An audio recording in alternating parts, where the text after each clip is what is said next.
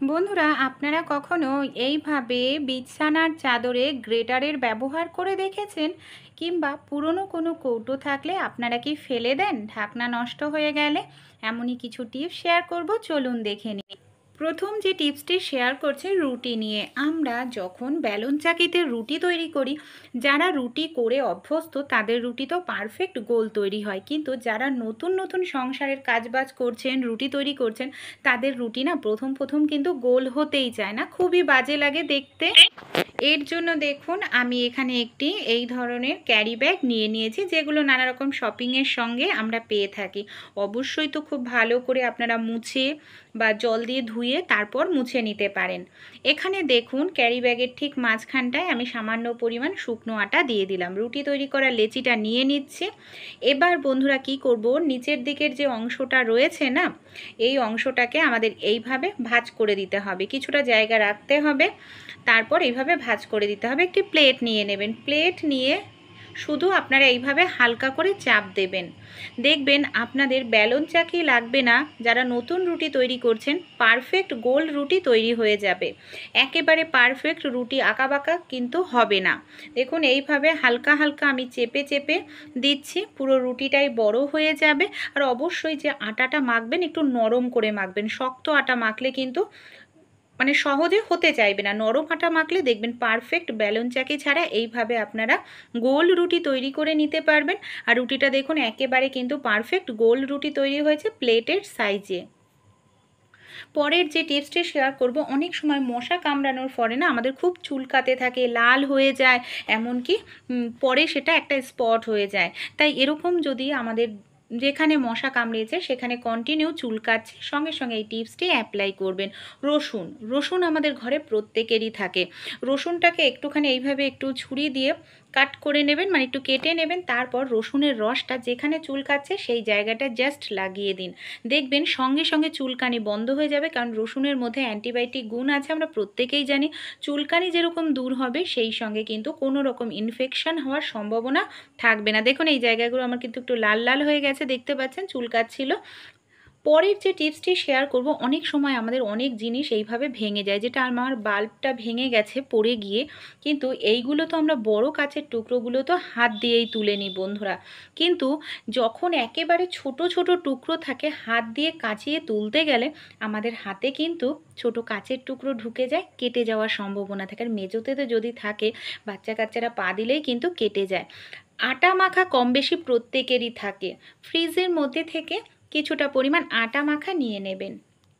তারপর আটা মাখাটা দিয়ে যেখানে কাঁচটা ভেঙেছে সেই জায়গাটা এইভাবে যদি পরিষ্কার করেন, ছোট্ট সামান্য টুকরোও থাকবে না, পুরো আটাটাই অ্যাবজর্ব করে নেবে। অবশ্যই অ্যাপ্লাই করে দেখতে পারেন, আশা করছি টিপসটি আপনাদেরও কাজে লাগবে। দেখুন কত সুন্দর পরিষ্কার হয়েছে। পরের যে টিপসটি শেয়ার করব, এই ধরনের যে নতুন বাসন আমরা কিনে নিয়ে আসি না, বাসনের গায়ে স্টিকার লাগানো থাকে, যে স্টিকারটা সহজে খোলা যায় না, স্টিকারটা টানাটানি খুলেও দাগ হয়ে যায়। স্টিকার আপনারা বাসনটাকে গ্যাসের ওপর কয়েক সেকেন্ড বসাবেন বন্ধুরা, বেশি নয়, 1-2 সেকেন্ডের জন্য। এইভাবে হালকা একটু গরম হলে ছুরি দিয়ে টান দেবেন, দেখবেন পুরো যে স্টিকারটা আছে উঠে যাবে, বাসনে কোনো রকম দাগ হবে না। দেখুন কত সহজেই উঠে গেল হালকা গরম করার ফলে। পরের যে টিপসটি শেয়ার করব, আমাদের বাড়িতে এই ধরনের পুরনো তো অনেক গেঞ্জি টেঞ্জিই থাকে, যেগুলো বাচ্চাদের ছোট হয়ে গেছে বা বড়দের। এরকমই একটি গেঞ্জি নিয়েছি, আমার ছেলের ছোট হয়ে গেছে, গেঞ্জিটার নিচের দিক দিয়ে একটু কেটে নিলাম। কেন কেটে নিয়েছি পরে বলছি আপনাদের। গেঞ্জিটাকে উল্টো করে নেওয়ার পর গেঞ্জিটার গলার দিকটা, হাতার দিকটা একটি রাবার গার্ডারের সাহায্যে খুব ভালো করে টাইট করে আটকে নিলাম। এবার গেঞ্জিটাকে আমি সোজা করে নেব এইভাবে। এবার আমি কি করব দেখুন, এখানে আমি নিয়ে নিচ্ছি একটি সেফটি পিন। সেফটি পিনটাকে অবশ্যই দড়ি লাগিয়ে নিয়েছি, যে অংশটা কেটে নিলাম গেঞ্জি সেই অংশে আমি একটি দড়ি ভরে নিয়েছি। কী কাজে ব্যবহার করব, মিক্সার মেশিন না আমরা যদি খোলা রেখে দিই, অনেক সময় ছোট ছোট আরশোলা মিক্সার মেশিনের মধ্যে ঢুকে যায়। ঢুকে গিয়ে দেখা যায় যে আমাদের মিক্সার মেশিনটাকে নষ্ট করে দেয়। ধুলো ময়লা পড়েও কিন্তু নষ্ট হয়ে যায়। তাই যখন কাজবাজ হয়ে যাবে, মিক্সার মেশিনটাকে যদি এইভাবে আমরা গুছিয়ে রাখতে পারি, ধুলো ময়লা পড়ে নোংরা হবে না, আরশোলা বাসা করতে পারবে না, এমনকি আমাদের রোজ রোজ পরিষ্কার করার ঝামেলা থেকেও আমরা নিজেরা কিছুটা হলেও রেহাই পাবো। দেখুন কতটা সুন্দর লাগছে দেখতে। ভালো লাগলে আপনারাও একটি তৈরি করে নিতে পারবেন। পরের যে টিপসটি শেয়ার করব রসুন নিয়ে। রসুনের খোসা ছাড়ানো খুবই কষ্টকর বলে মনে হয় অনেকের, কিন্তু ছোট্ট একটি টিপস যদি আমরা অ্যাপ্লাই করি খুব সহজেই ছাড়িয়ে নিতে পারবো। রসুনটাকে এইভাবে লম্বালম্বি অবস্থায় ছুরি দিয়ে কেটে নিন। সেকেন্ডও লাগবে না, রসুনের একটি গোটা রসুন ছাড়ানো হয়ে যাবে।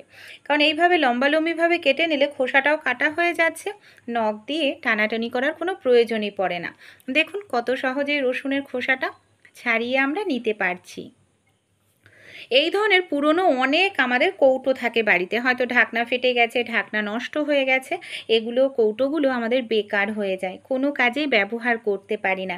তা ফেলে না দিয়ে কিন্তু আমরা ইউজ করতে পারি সংসারের রান্নাঘরের কাজে। আমাদের বাড়িতে যে আলু ছুলনি আছে, গ্রেটার বলুন, হ্যান্ড উইস্কুর বলুন, ছুরি, কাঁচি, এগুলো কিন্তু খুব সুন্দরভাবে এই কৌটোর মধ্যে রেখে দিতে পারি এইভাবে। ফলে নির্দিষ্ট জায়গায় থাকবে, যখন প্রয়োজন হাতের কাছে পেয়ে যাব। কিংবা আমাদের যে এই ধরনের পেনগুলো থাকে, পেন, পেন্সিল, এগুলোকেও না আমাদের খোঁজাখুঁজি করতে লাগে যখন প্রয়োজন। তাছাড়া এগুলো অনেকটা জিনিস হয় ঘরটা এলোমেলো হয়ে যায়। এরকম একটি কৌটো যেটা ঢাকনা নষ্ট হয়ে গেছে তার মধ্যে রেখে দিই। দেখুন এক জায়গায় সব জিনিস রয়েছে, গোছানো রয়েছে, যখন যেটা প্রয়োজন হাতের কাছে পেয়ে যাব। পরের যে টিপসটি শেয়ার করব, এখানে একটি পাত্রের মধ্যে আমি নিয়ে নিচ্ছি 1 গ্লাস পরিমাণ জল। জলের মধ্যে দিয়ে দিয়েছি কিছুটা পরিমাণ চা পাতা। দিয়ে জলটাকে 1 থেকে 2 মিনিট খুব ভালো করে ফুটিয়ে নেওয়ার পর 1 চামচ পরিমাণ দিয়ে দিলাম নুন। নুন দিয়েও খুব ভালো করে যখন ফুটে উঠবে, কিছুটা পরিমাণ খবরের কাগজ দিয়ে এবার আমি এই জলটাকে ঠান্ডা করে নেব। পুরোপুরি যখন হালকা ঠান্ডা হবে, ছাঁকনির সাহায্যে এবার আমি ছেঁকে নিচ্ছি। কী কাজে আমরা ব্যবহার করতে পারি, আর এটাকে আপনারা চাইলে স্টোর করেও কিন্তু রেখে দিতে পারেন 15 থেকে 20 দিনের জন্য। এবার দেখুন আমি যেটা ব্যবহার করব এখন, সেটার মধ্যে তেল দিলাম, যেটা রাখবো সেটায় তেল দেব না। তেল দিয়ে মিশিয়ে আমি এখানে নারিকেল তেল ব্যবহার করেছি। একটি কাপড়ের মধ্যে মিশ্রণটা লাগিয়ে আমাদের বাড়িতে যে কাঠের ফার্নিচার বলুন, দরজা বলুন, এর না দেখা যায় কিছুদিন পর গ্লেজটা নষ্ট হয়ে যায়। পালিশ করাতে গেলে অনেকটা টাকা কিন্তু খরচা হয়ে যায় বন্ধুরা। অনেক সময় ভালো কাঠ যদি না হয় ঘুণ ধরে যায়। তাই নুন ঘুণটাকে রোধ করবে, আর চা পাতা সেই সঙ্গে আমাদের কাঠের পালিশটাকে বজায় রাখতে সাহায্য করবে। পরের যে টিপসটি শেয়ার করব, আমাদের বাড়ির সবচেয়ে বড় একটি ঝামেলার জিনিস হলো বিছানার চাদর। কারণ যাদের বাড়িতে বাচ্চা আছে, বারবার বিছানার চাদর ঠিক করা হয়, বাচ্চারা উঠে লাফালাফি করে বিছনাটা এলোমেলো করে দেয়। বিছানার চাদরে চারপাশে 4টে ছোট ছোট গিঁট দিয়ে নেবেন। গিঁট দিয়ে নিলেই গিঁটগুলো চারপাশের কর্নারে যদি এইভাবে আটকান, সহজে কিন্তু বিছানার চাদর খুলবে না। তারপর আমি এখানে একটি পুরনো মোজা নিয়ে নিয়েছি আর একটি গ্রেটার নিয়ে নিয়েছি। গ্রেটারের হ্যান্ডেলটা এইভাবে ঢুকিয়ে নেব। কেন মোজা ব্যবহার করব অবশ্যই জানাবো।